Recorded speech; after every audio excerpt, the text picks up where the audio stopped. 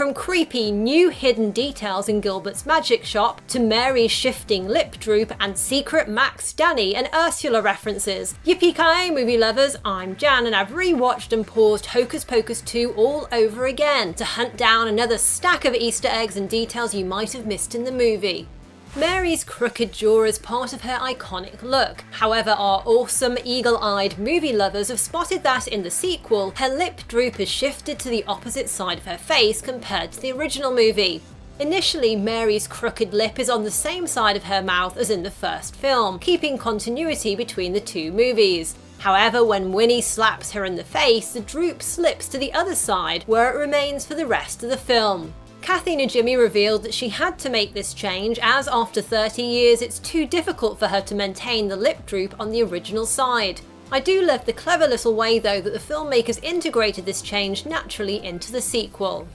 Now, when the camera cuts to a giant poster for Mayor Traske's re-election campaign, you'll have to pause the movie and look really closely at the buildings in the background. Just over his shoulder and behind Kathy is a house that will be familiar to hardcore Hocus Pocus fans. Yes, it's Max and Dani's family home from the original movie.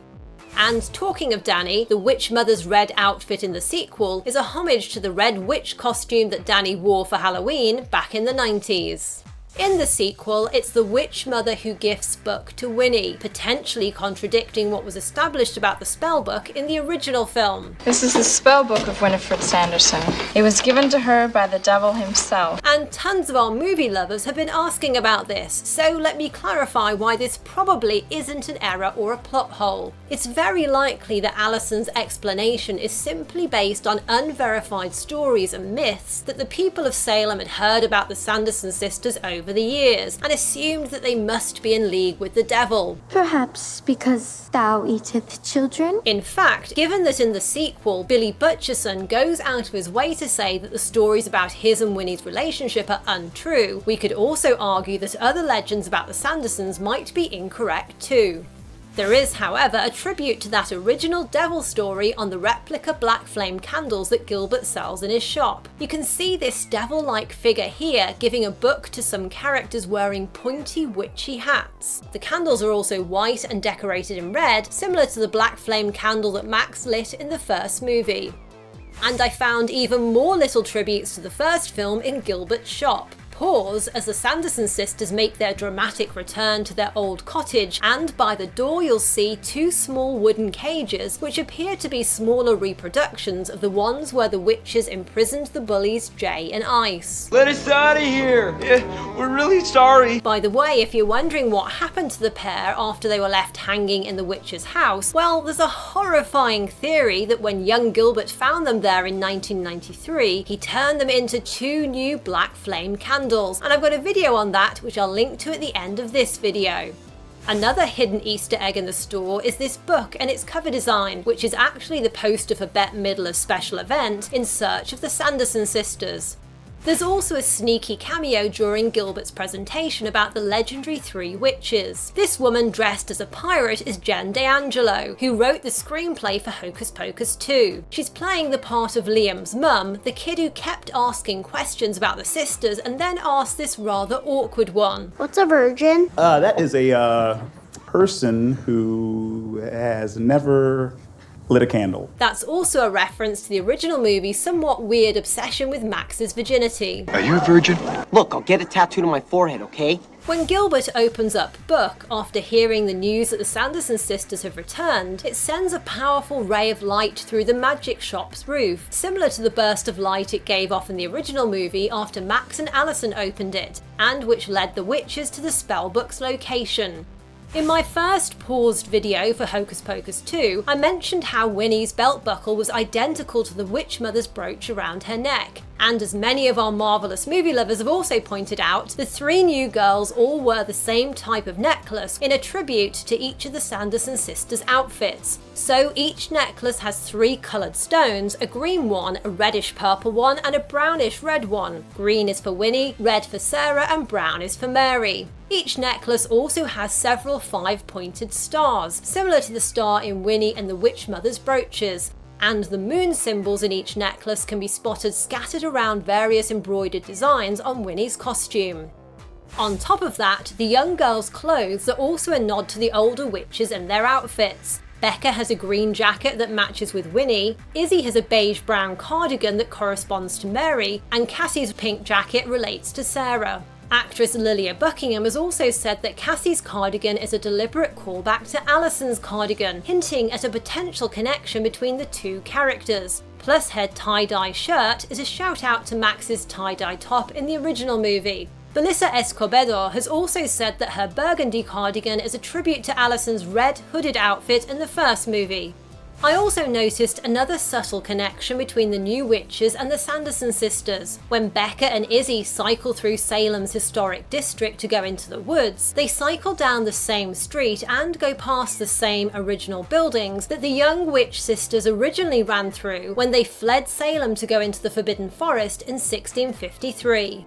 I mentioned in my previous video a bunch of Easter eggs and details hidden at the Salem Scarefest, but I spotted a new one on my rewatch. When Becca and Izzy meet Major Traske for the first time, just behind them is a woman dressed as a witch. She's tied to a stake and getting photographed by someone in a Puritan costume. This is a little nod to a myth that witches were burned during the Salem witch trials, rather than hanged as was actually the case, and as we saw happen to Winnie, Mary and Sarah in the first movie.